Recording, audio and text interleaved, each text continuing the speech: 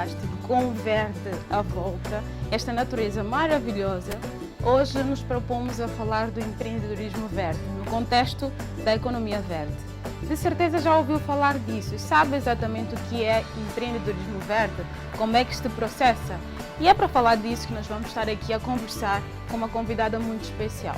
A Elisângela é representante pelo Ouro do CTA na área do ambiente, mas é também diretora de Cosmose. Já sabe que ela nos vai passar várias experiências e boas lições sobre empreendedorismo verde. Está imperdível, fique conosco, até já! Empreendedorismo verde. Empreendedorismo verde pode ser definido como as ações empresariais que propõem melhorias ou inovações em prol da preservação do meio ambiente. O empreendedorismo verde é uma forma de encarar as oportunidades do mercado. Além de ser necessário para a sustentabilidade do planeta, essa é uma forma de se destacar e criar um público interessado na filosofia da sua empresa. Em feiras e eventos de todos os tamanhos, as marcas de empreendedorismo verde chamam a atenção. O empreendedorismo verde é a parte da economia verde e tem como características preponderantes baixo carbono, eficiência no uso de recursos naturais e inclusão social. No projeto de economia verde, propõe-se o consumo consciente, reciclagem, reutilização de bens, uso de energia limpa e valoração da biodiversidade. E mesmo para entender alguns conceitos sobre o tema, propomos a ver agora o glossário. Até já! Empreendedorismo é um termo muito usado no âmbito empresarial e muitas vezes está relacionado com a criação de empresas ou produtos novos, normalmente envolvendo inovações e riscos. Inclusão social é uma política para lidar com as diferenças e distribuir os poderes dentro de uma sociedade. Sustentabilidade ambiental é o uso dos recursos naturais de forma responsável para garantir que os mesmos continuem existindo e que possam ser aproveitados pelas próximas gerações. Sabe que chega sempre aquele momento onde a sua curiosidade é testada. Agora, no quiz. Até já! O principal objetivo da economia verde é possibilitar o desenvolvimento econômico, compatibilizando-o com a igualdade social, erradicação da pobreza e melhoria do bem-estar dos seres humanos, reduzindo os impactos ambientais negativos e a escassez ecológica. E é neste cenário espetacular, fantástico, de bastante verde e claramente nesta cadeira fantástica que estaremos aqui à conversa com a Elisângela. Como disse, é representante do Pelouro do Ambiente da CTA e é diretora de Cosmose. Sabe que está imperdível? Fique conosco e até já! Vamos falar do empreendedorismo verde no contexto da economia verde. E para isso, claro, não estarei aqui a conversar sozinha. Tenho aqui uma convidada super especial, que é representante do Pelouro do CTA, da parte do ambiente, mas também vem aqui da parte da Cosmose. Então nós vamos tentar ao máximo explorar essas duas partes e tentar colher ao máximo a parte do empreendedorismo verde, iniciativas verdes e tudo que seja ecológico. Vou começar por apresentar aqui a minha ilustre convidada, muito linda por sinal, Elisângela Rassul, e saber como é que ela está hoje, com este ambiente tão ameno. Como é que está, Elisângela? Primeiro, agradecer o convite e cumprimentar os telespectadores que nos assistem e que investiram este tempo, porque para mim o tempo é precioso e o tempo caracteriza as nossas escolhas para estar aqui nesta conversa tranquila. Bem, eu gostei muito do ambiente escolhido, sinto a ser um ambiente bem zen e isso convida a esta introspecção, uma conversa mais próxima, mais íntima. Então é isso que nós nos propusemos, né? Essa conversa. E acho que não faz muito sentido falar de economia verde, empreendedorismo verde, sem olhar para o verde natural à volta. Esta coisa tão leve, tão fresca, dá esta sensação boa, não é? Sim, eu penso que quando a gente fala de empreendedorismo verde, na verdade hoje em dia existem vários jargões. mas a questão da conexão do ser humano consigo próprio primeiro, com os outros e com o ambiente à sua volta é das coisas mais importantes.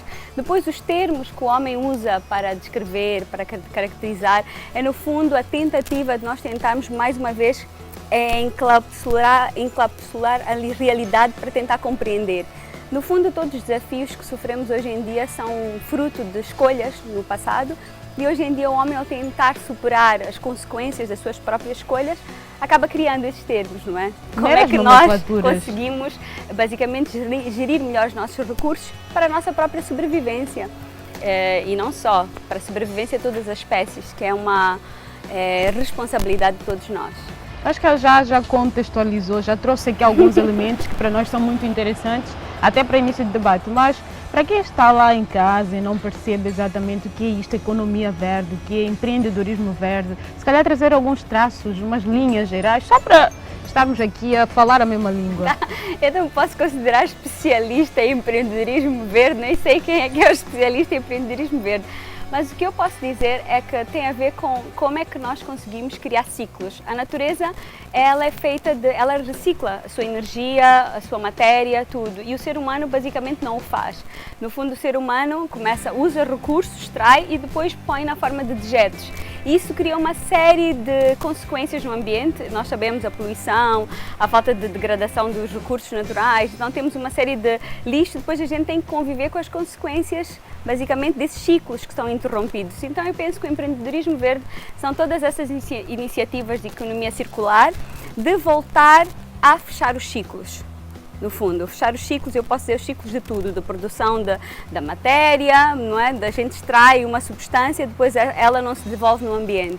Então, mas vai muito mais além do que isso. O empreendedorismo verde tem muito a ver também com a consciência, a questão social, como é que nós integramos as comunidades que estão ali num determinado ambiente, a questão dos preços, questão de justiça, equidade social.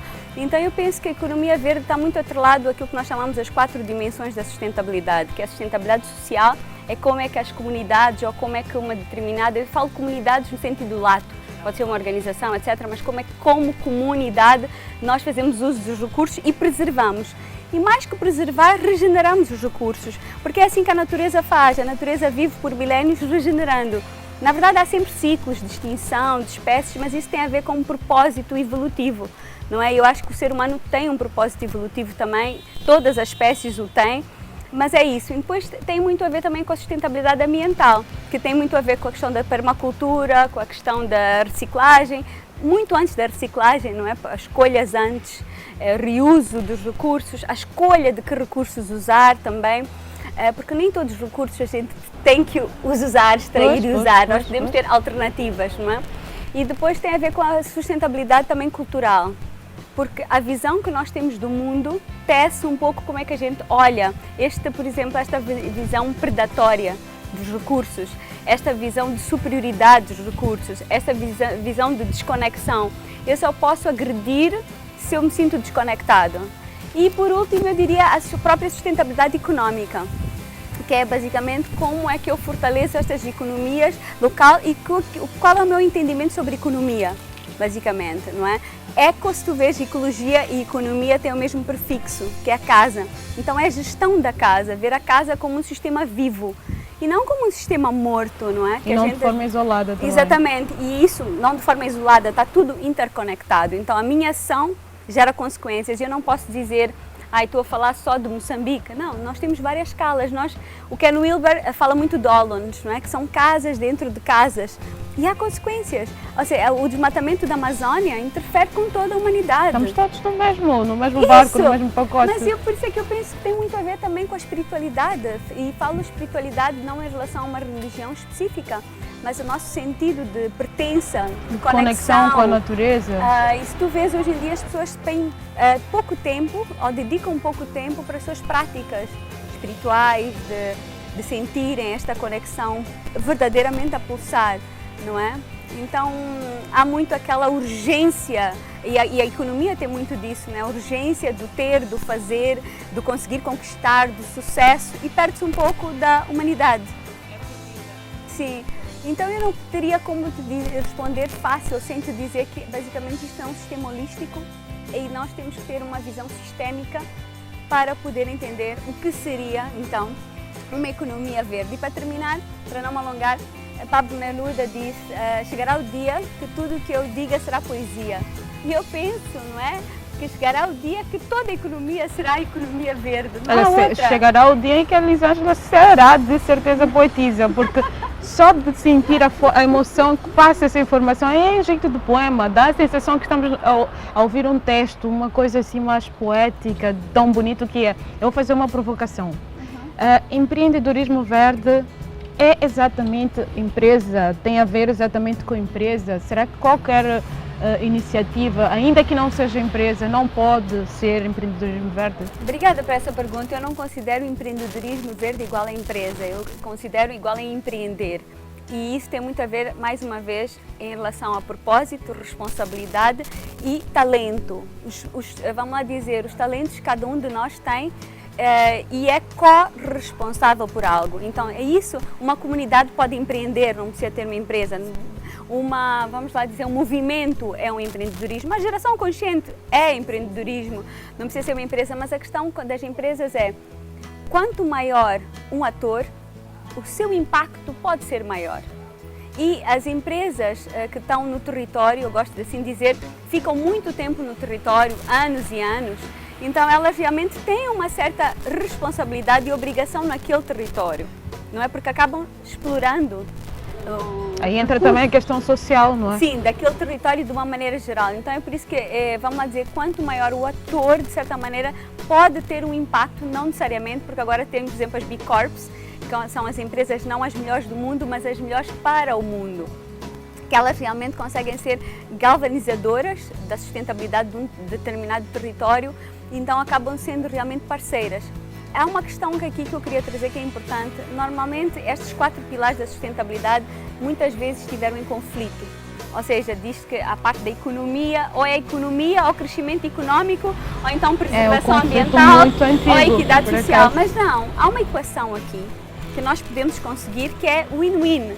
E isso, o win-win virou um jargão, mas no fundo é que todos realmente têm um papel e não há como preservar o ambiente sem realmente fortalecer os laços de economia local, fortalecer os laços de coesão social. Não são variáveis que nós possamos, vamos lá dizer, crescer uma e as outras. Quanto maior é a desconexão social, a exclusão social, maior são os conflitos, maior a dificuldade. Então não podemos dizer que uma empresa possa crescer quando o seu ambiente é de escassez. À sua volta. Até porque precisa dos recursos à volta, não é? E das pessoas. E das pessoas. Os recursos incluindo as pessoas. E de um ambiente de paz e estabilidade. E nós sabemos, às vezes, nos locais que há mais recursos a serem explorados, cria uma série de conflitos, porque há uma questão de injustiça social que as pessoas sentem, né? Então eu penso que é por aí. E faz todo sentido. Vamos tentar desaguar agora para Cosmos, que é realmente onde nós temos mais iniciativas ou podemos explorar mais. Se calhar fazermos uma referência ao que é, por exemplo, a Cosmos, o que exatamente nós temos lá de projetos, de iniciativas, de empreendedorismo. Bem, falar da Cosmos, assim, para mim é o mundo, porque a Cosmos tem muito a ver com a minha jornada como empreendedora, não é? Ela já teve vários, é como se fosse um camaleão, não é? Já teve várias cores, mudanças, várias nuances ao longo deste tempo. A Cosmos hoje em dia eu considero uma catalisadora da sustentabilidade. Eu não quero que seja uma organização, mas quase uma rede que trabalha realmente em parceria com outras organizações e o principal propósito é fortalecer os atores e criar os links, porque, mais uma vez, a Cosmos funciona muito como economia circular. Porque os links estão muito dispersos, muitas vezes há várias iniciativas, mas às vezes não chegam aos stakeholders ou às vezes não conseguem acessar recursos ou precisam de alguma capacitação para serem mais credíveis. Há sempre ali, e a Cosmos entra basicamente como uma catalisadora. O catalisador participa da reação, mas não descaracteriza nenhum dos atores. Sim. Então a ideia é evidenciar todo o potencial que tem surgido e hoje há brilhantes iniciativas e nós queremos simplesmente dar a nossa contribuição. A Cosmos iniciou com centros holísticos, porque a ideia primeira era que o ser humano precisa tomar consciência e eu parti sempre de um princípio de não exaltação da pobreza, ou seja, o que é que eu quero dizer com isso? para mim me faz um bocadinho de confusão e não criticando de forma nenhuma, mas as organizações que enfatizam muito a questão da pobreza, porque para mim parece que estão sempre a perenizar esse feito, não é? Esse destino, esse pré-destino da pobreza, enfatizando. Então, sempre quis, basicamente eu costumo brincar que as minhas cobaias são as pessoas que têm capacidade de pagar pelos serviços e depois a gente, não é bem testar, mas a partir daí nós vemos que esses serviços são para todo mundo, então não sinto que há não romantizar a pobreza, não é? Para pobres, vamos lá dizer, ou gente com menos recursos e serviços para os outros. É basicamente isso. Eu penso que nós temos que sair um pouco da indústria da ajuda, se eu posso assim dizer. Não, mais uma vez, a ajuda, a solidariedade, ela é fundamental para os nossos laços sociais, mas não como um mecanismo, como uma estratégia de desenvolvimento, eu diria. Até porque a ajuda cria uma certa dependência, acho que é também não é... exatamente isso. Esse paradigma da dependência cria uma certa ciclos de escassez, na minha opinião. Estamos sempre a depender de recursos externos. Os recursos são importantes, nenhum ecossistema não depende de recursos, todos os ecossistemas nós dependemos dos recursos externos, mas para gerar abundância dentro daquele sistema e não para gerar dependência. Muitas vezes nós vemos projetos que começam e logo a seguir acabam, e aí é que eu vejo que as grandes empresas podem ajudar a ser um elemento permanente num território para congregar outro tipo de recursos ali à volta. Tá? E quanto ao que realmente, em jeito de iniciativas, tem a de Bobole, que eu acho que vai fazer melhor referência, se calhar começarmos por esta iniciativa. Eu posso começar talvez por uma iniciativa, nós estamos agora muito focados na questão dos territórios sustentáveis. Porquê? Porque é muito difícil trabalhar, por exemplo, com as ecovilas, nós trabalhamos muito com a ideia das ecovilas. O que é uma ecovila? A ecovila é uma comunidade intencional que tem uma cola. O que é uma cola? Algo que a traz para junto, uma visão comum. E essa visão comum é maior do que as individualidades. Por exemplo, tu vais e a gente chama comunidade, mas eles não têm nada de comunidade, percebes? Não há uma comunidade, a cola é o principal.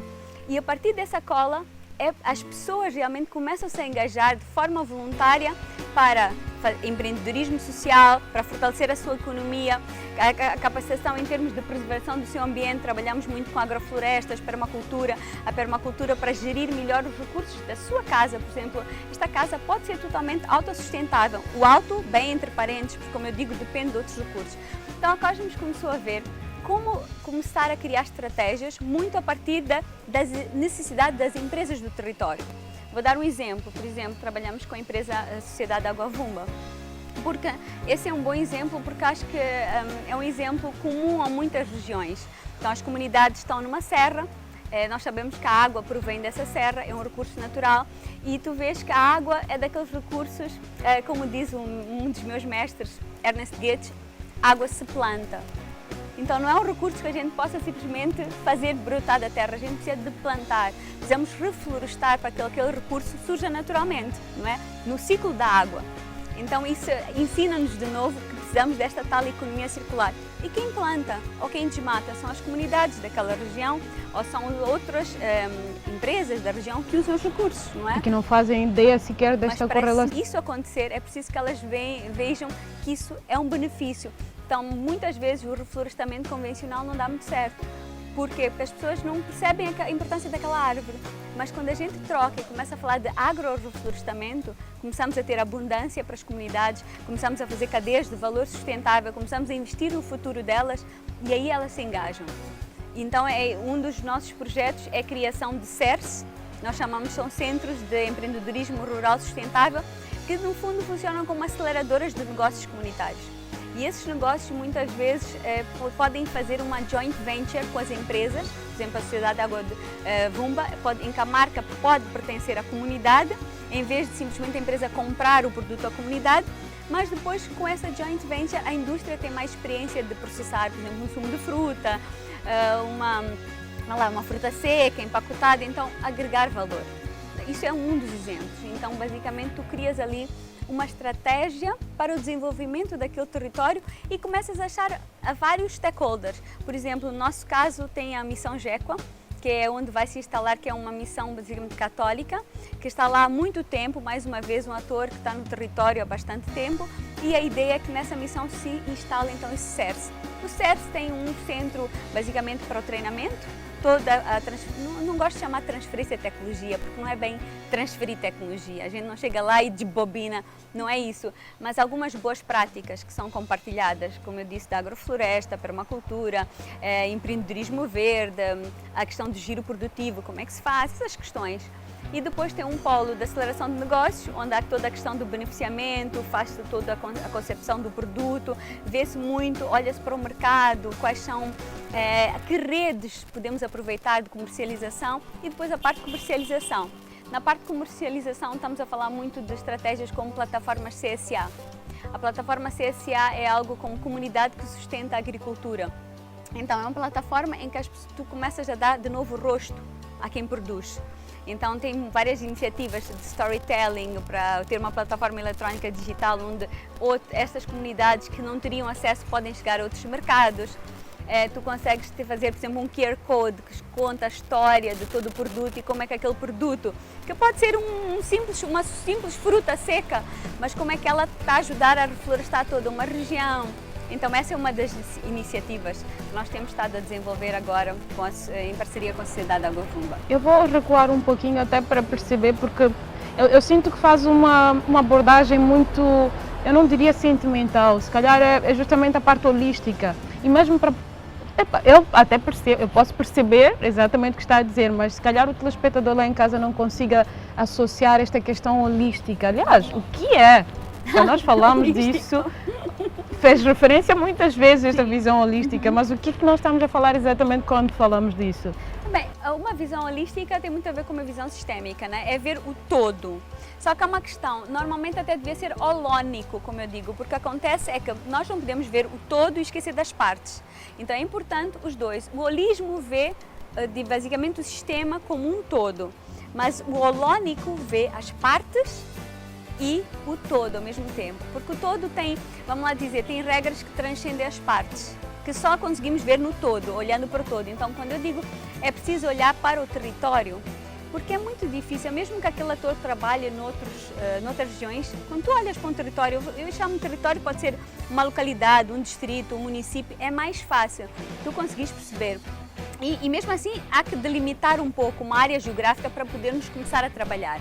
E aí é fácil tu mapear todos aqueles atores que estão ali, quais são as necessidades uns dos outros, porque é assim que se faz permacultura, por exemplo. Permacultura tu vês, ok, quais são os recursos que há aqui nesse sistema, quais são os elementos que tu precisas que existam. Quando estou a falar de elementos, por exemplo, uma galinha ou uma abelha, para fazer a reciclagem, tu precisas de ver tudo isso. Então, quando transportas isso para uma escala de território, quem são os stakeholders importantes? Quais são os principais constrangimentos? Então, quando tu pões Sociedade Agrovumba, comunidade, Missão Jequa, doadores, governo, como é que eles podem interagir?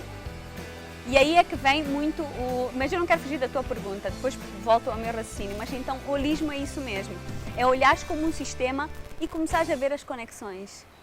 E é muito o que nós fazemos, digo, nas aceleradoras de território sustentável, que é o nosso maior foco agora, é justamente como é que tu consegues empoderar, primeiro, os negócios do território, porque são eles que acabam a fortalecer a economia daquele território, porque, mal ou bem, nós precisamos de recursos financeiros, materiais, para poder fazer certas iniciativas.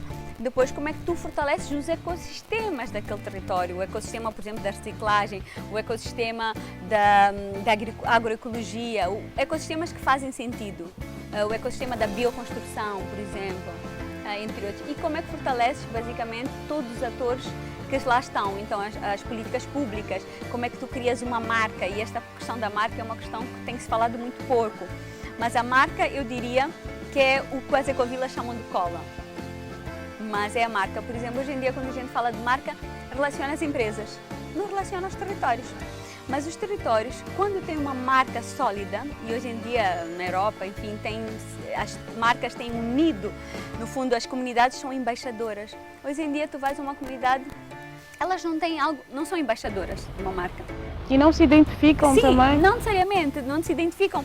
Isso volta-nos ao bobola, não é? Nós queremos criar uma marca, por exemplo, de reabilitação do ecossistema, que é a ráfia. Mas não vamos agora para o bobola. Não vamos falar. Só voltando, mas a marca tem isso, faz com que as comunidades tornem-se embaixadoras, faz com que as empresas possam juntas, por exemplo, criar clusters de investimento social, porque hoje em dia tu vês, fala-se muito da competição entre as empresas, fala-se menos sobre a cooperação entre as empresas, mas há várias empresas que supostamente seriam concorrentes, mas juntam recursos para resolver problemas delas. Por exemplo, na reciclagem isso é comum, de empresas basicamente que são concorrentes, mas juntas conseguem ter um fundo comum para reduzir custos para todas elas. Então não é só a competição, mas a cooperação entre as empresas que podemos evidenciar.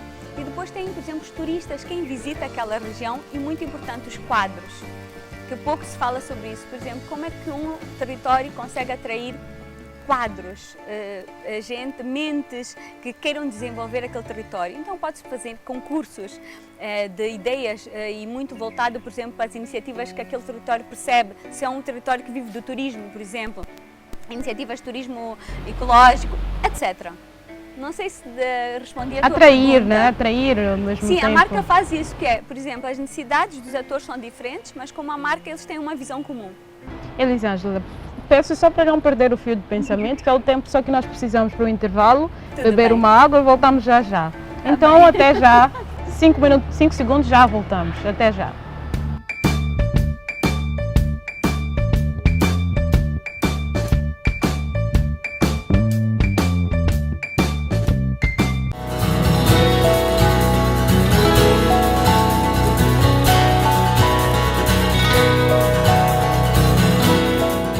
Voltamos depois desta pausazinha só para a água. Nós voltamos aqui com a Elisângela, claramente, e ela estava a explicar sobre a visão holística. E nós queremos a todo custo saber exatamente o que é isso, e voltando sempre à iniciativa da Serra e principalmente dos impactos que ela gera. Agora uma pergunta direta. Primeiro porque eu percebi que as comunidades todas fazem parte, até porque é um objetivo deste projeto. Mas qual exatamente é o resultado? O que é que vocês têm tido de resposta e feedback da comunidade local quanto ao projeto? A primeira coisa, eu acho que é uma questão de consciência mesmo. Estamos aqui a falar do teu programa, que tem muito a ver com consciência. O projeto já tem 2 anos. A primeira parte do projeto é muito imaterial. Não é chegar lá e começar a cultivar, que é o que íamos começar a fazer este ano, mas por conta do Covid tivemos que parar. Mas a primeira parte toda, como eu disse, é sustentabilidade social. Então fizemos vários encontros com a comunidade, vários workshops. Não é chegar lá e embutir conceitos da comunidade. É ver realmente qual é a visão, o que é que elas querem, se elas percebem o que é que está-se a passar no seu ambiente. Isso é muita humildade acima de tudo.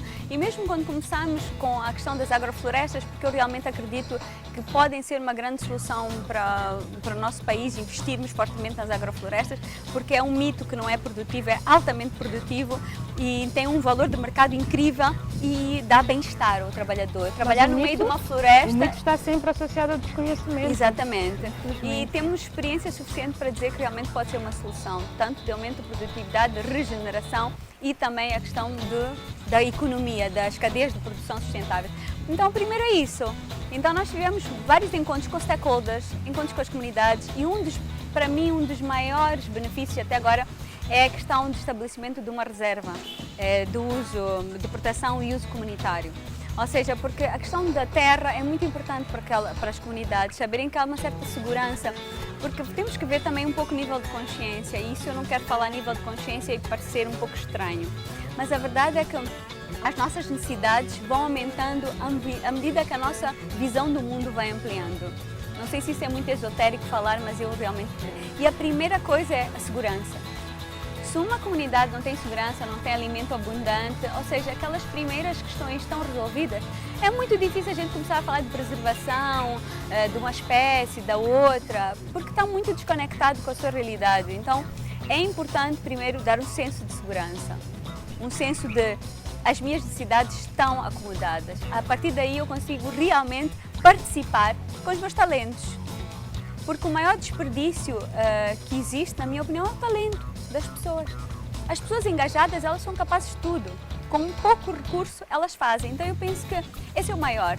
Depois, agora, naturalmente, este ano o nosso foco era começar a estabelecer o centro demonstrativo. Porquê? Porque também é mais fácil não dizer, olha, no Brasil houve uma reabilitação de 500 mil hectares, as nascentes voltaram, a água voltou.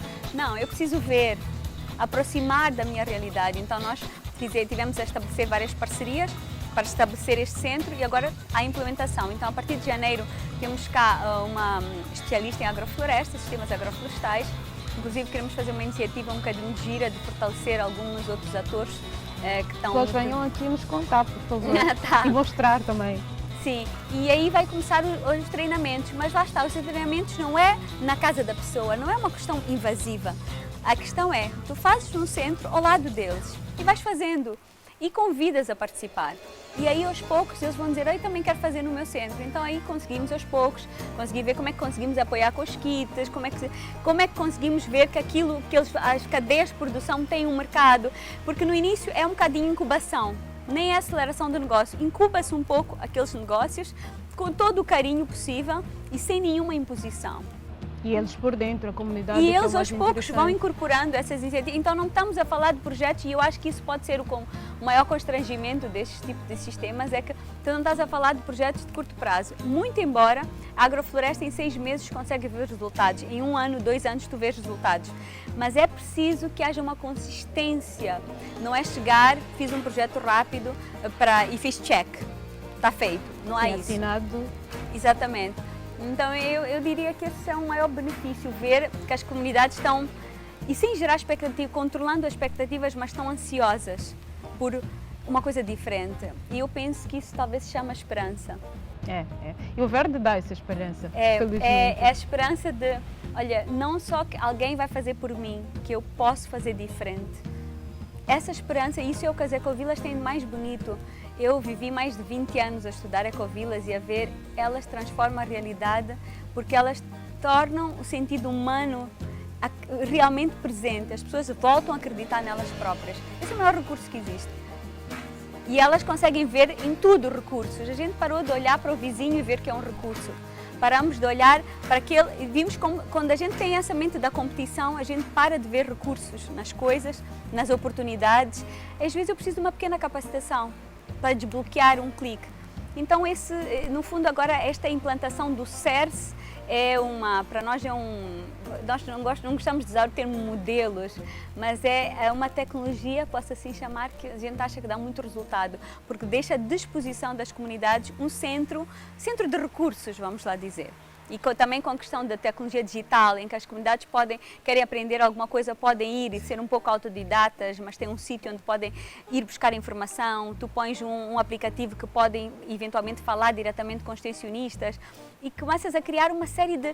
acaba sendo um centro de tecnologia a todos os níveis e começas a criar uma espiral positiva de novas ideias. Nós depois queremos fazer a Feira da Sustentabilidade, queremos fazer a Feira das Ideias das Comunidades, uma série de coisas. várias Exatamente, ideias. o plano de 5 anos, que esse é um projeto de 5 anos inicial, tem várias componentes de dinamização. Em que fase está exatamente? Quais são os maiores desafios que vocês Está na fase que eu encontraram chamo prototipagem, que é a fase de criar um protótipo, porque no fundo nossos projetos estão todos muito nesta fase de eu chamo protótipo, não tenho uma palavra melhor, mas é mesmo isso, prototipar soluções que depois eventualmente possam ser replicadas, mas mais uma vez digo, com todo o cuidado, nós não é copy-paste, nada disso, mas vamos lá dizer, porque no fundo a consciência coletiva traz sabedoria, é acúmulo de sabedoria, então nós não precisamos realmente deitar fora, senão a ciência não teria evoluído. Então, as ecovilas eu vou voltar a falar delas porque penso que é um dos movimentos, um dos grandes movimentos que tem de comunidades sustentáveis, e em África tem a Gen Africa, que é um movimento de ecovilas, então é muito uma iniciativa bottom-up, né, da sociedade civil organizada em comunidades para resolver os seus problemas. Então criaram muita tecnologia, e tecnologia não estou a falar de tecnologia digital, tecnologia, tudo é ciência ao serviço quase. E então, por causa disso, no fundo, essas ecovilas são bolhas, são hubs, são living hubs, eu podia assim chamar, são laboratórios vivos, em que as comunidades começam realmente a sentir o pulsar delas próprias e elas começam a irradiar. Há uma iniciativa que penso que é no Senegal, começou algumas pequenas iniciativas, o governo viu, hoje há já um Ministério das Ecovilas e estão a transitar 20.000 ecovilas, então não é exatamente um movimento de elas vão sendo influenciadoras, não é? O teu programa, por exemplo, vou voltar a falar da questão de geração consciente, elas são um foco mais uma vez, falando do dualismo, elas vivem um centro vivo que ela irradia como o sol para a sua volta. E aí não é preciso o governo é um mediador, mas quando eu digo que não é preciso, não é que não seja preciso, mas é que não há uma dependência, o governo vai resolver o meu problema, é porque a empresa Vurma vai resolver o meu problema, não! Elas assumem esta dianteira. Elas assumem, a sua família assumem as decisões. Depois, claro, naturalmente o governo pode começar a criar iniciativas da questão de decisões participativas, fóruns. Os fóruns são muito interessantes, põem todos juntos, mais uma vez fazendo a aceleradora de territórios, pode pôr todos os stakeholders junto. E aí as pessoas têm voto na matéria verdadeiro, não é? Porque elas realmente têm soluções. E uma coisa que elas fazem muito é a questão de começam a escrever os seus próprios projetos colaborativos. Então esta questão da dependência corta-se, viram comunidades autónomas. Completamente os desafios, os maiores que vocês já encontraram. Em relação ao projeto da Serra e das ecovilas na essência. Desafios, falar em desafios, isso é muito, assim, nós temos desafios todos os dias, né?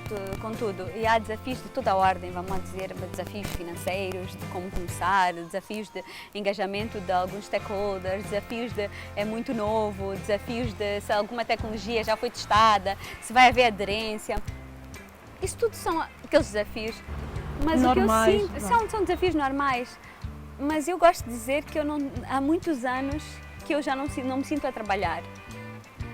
Eu não trabalho mais, eu acho que eu sou reformada, reformei-me muito cedo, porque eu trabalho com aquilo que eu estou tão apaixonada, gosto tanto, que o próprio desafio é uma luz, e isso eu sinto que é muito o pensamento ecológico. Por exemplo, eu traria a agricultura, quando a gente vê uma praga, a gente diz praga, na agricultura sintrópica, que é o sistema agroflorestal que eu mais trabalho, não há pragas, há indicadores. Então se eu tenho uma espécie lá, é porque ela precisa estar lá, porque aquele ecossistema precisa dela. Ponto. Então eu preciso. Porque falta algum recurso, a planta está fraca, ela é um indicador. É como quando eu tenho uma doença. Quando tenho uma doença, eu há 20 anos que não vou e pego uma pílula e ponho na boca. Eu percebo o que o meu corpo me está a dizer. É exatamente a mesma coisa.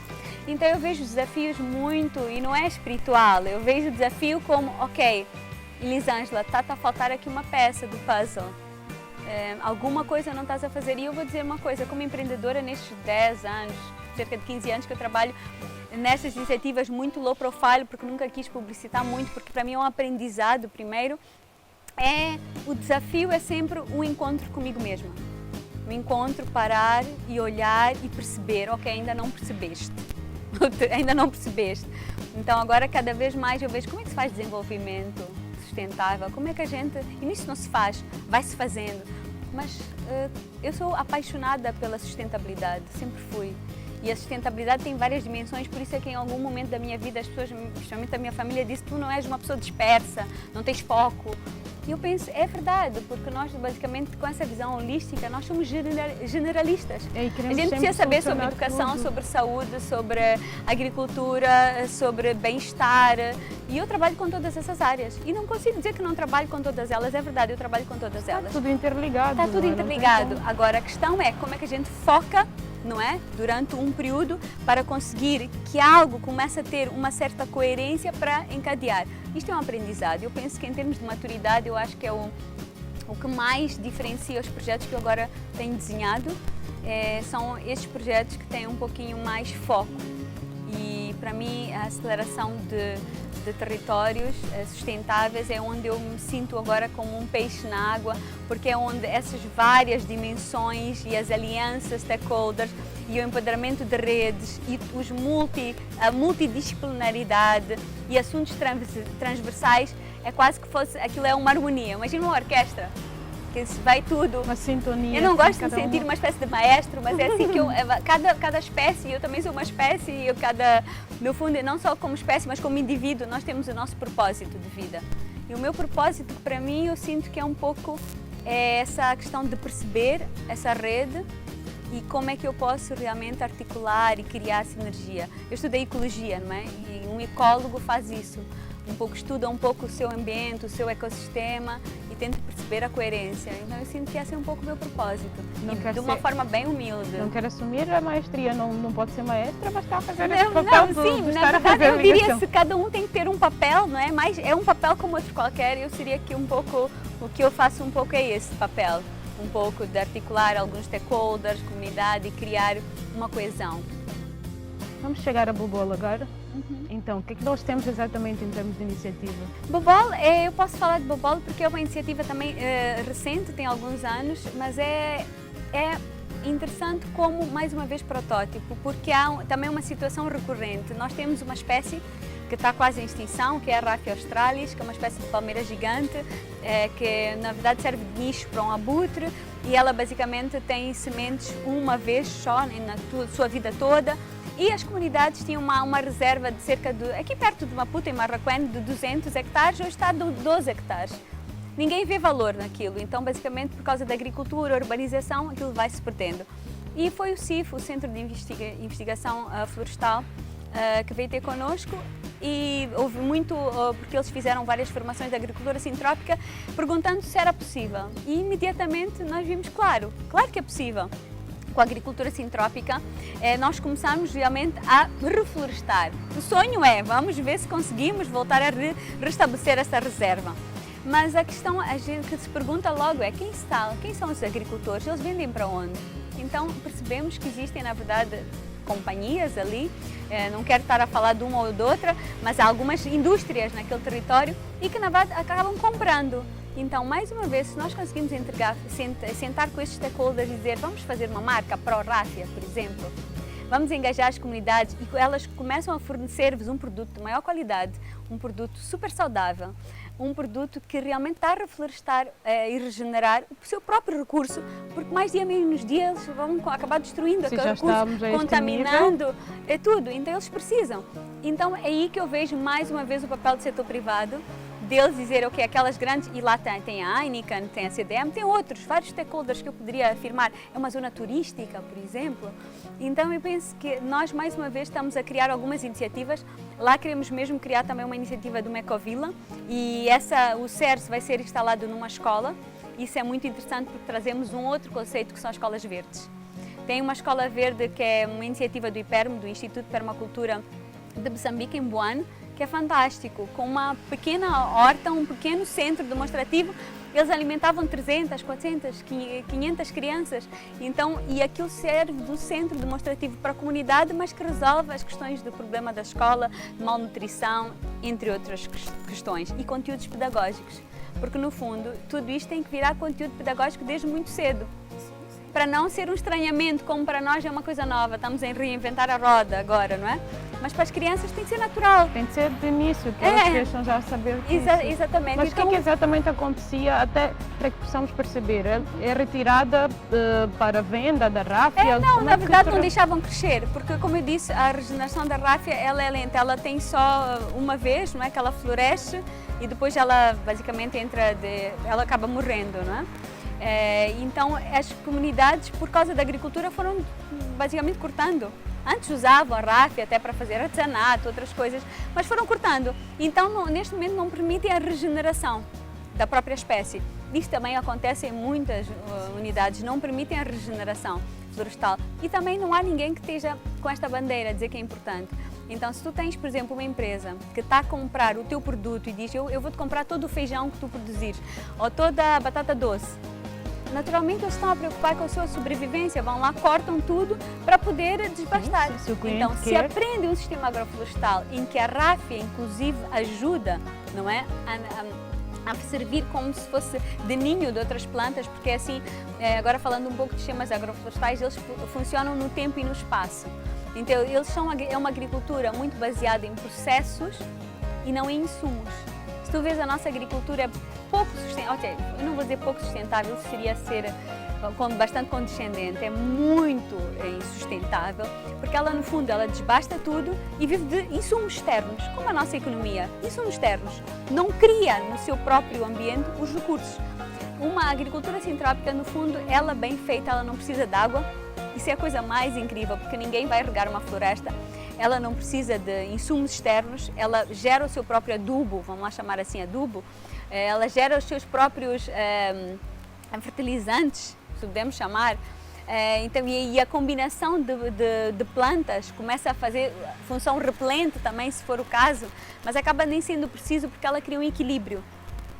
E o respeito pelo o mais processo. Importante é que há uma constante colheita. Sim. Então imagina se um agricultor está meses e meses à espera do milho, por exemplo, para colher o milho. Quando colhe o milho, com a agricultura sintrópica vai colhendo várias vezes. Temos uma iniciativa aí na Marcha que nós fizemos e o milho 3 vezes, o solo estava tão bom que normalmente quando ali naquela região colhia-se uma vez, ali ele colheu 3 vezes, quase. Então, penso que esta questão também de dar segurança que o agricultor consegue vender, mas tem para a sua subsistência primeiro, e depois vai tendo ao longo do tempo, vai tendo árvores, vai ter fruta, vai ter uma série de questões. Uma coisa que o Ernest dizia é que o caminho para a floresta gera alimento e a floresta em si gera alimento. E o alimento é muito mais do que alimento para comer, é um alimento a todos os níveis, é a nossa sustentabilidade, não é? Porque a madeira também é necessária, até porque é um recurso energético super usado, que em Moçambique é um dos principais. Então é basicamente essa questão. E em termos de receptividade, como é que está a comunidade neste projeto Mesmo em linhas finais, porque o nosso tempo já... Sim, na verdade a comunidade neste momento nós estamos a fazer um diagnóstico que é uma questão bem importante e parece-nos essencial, por ser uma zona perto do urbano, é muito importante o engajamento de alguns stakeholders. Então nós temos estado, mais uma vez, a Cosmos não pretende chegar num território e trabalhar de forma isolada. Jamais. Nós, na verdade, agora estamos a trabalhar com o Fundo Nacional de Investigação, ou seja, é um trabalho de pesquisa científica. Primeiro, é muito importante que isto torne-se, tenha embasamento científico. Estamos a trabalhar com o Instituto Politécnico Superior de Gaza, estamos a trabalhar com a Biofund também. A Biofund, basicamente, está a fazer todo o apoio para nós transferirmos do campo de experimentação para dinamizar a nível das comunidades. Mas depois, quem faz as cadeias de abastecimento, por exemplo, sustentáveis, é preciso que alguém tenha um comprador. E aí queremos engajar as fábricas, vamos lá dizer, as indústrias daquele território, de novo, para não criar dependência, senão vamos precisar de doadores a vida inteira. Então nós estamos neste processo agora de engajamento dos outros stakeholders, o próprio governo de Barraquena, agora estamos a trabalhar junto com eles, com o CIDAI, então, como tu vês, voltamos a esta questão, batemos na tecla zero, territórios, stakeholders, todos juntos. E isso naturalmente vai atrair outros doadores que possam investir, mas lá está, investir de forma sustentável, não numa ótica de depender sempre de fundos externos. Já está isso não é também ideia. dá sustentabilidade, a própria comunidade já assume e dá a continuidade. E pensando em várias estratégias, por exemplo, há uma das comunidades que estamos a trabalhar, que não é Bobol, mas é ali ao lado, que é Machubo, eles fazem muita batata doce. Mas tu vês que a comunidade vive numa vulnerabilidade, numa precariedade, não é preciso. Tu às vezes podes conseguir talvez um fundo para fazer uma padaria de pão de batata doce ou um chips de batata doce ou qualquer coisa e pronto, aumentaste a renda daquela comunidade. A partir daí começas a desenhar o plano de desenvolvimento local da comunidade. A partir daí, ou seja, vais dando passos. Não faz isto, não é Jogos Olímpicos para teres aquelas salto em comprimento, algo assim, ou salto em altura, mas vais criando essas escadinhas aos poucos, mas com coisas palpáveis que a comunidade consegue dizer, este passo eu consigo dar. Perfeito. É nessas escadinhas mesmo que nós vamos ter que nos despedir de ti e agradecer pela oportunidade. Nós aprendemos muito. Quem está em casa, de certeza que aprendeu muito. Espero que tenha sido certamente. mais do que útil, prazerosa esta conversa. Eu gosto de dizer que cada um tem a sua verdade, então se ressoou um pouco é porque mexeu com alguma verdade, se não, pelo menos é aquela que é a minha Nós verdade. agradecemos. E a ti que está em casa já sabe, antes de ir embora, passe pelas boas práticas ambientais. O nosso compromisso é para a próxima semana. Até lá, seja consciente. Até a próxima semana.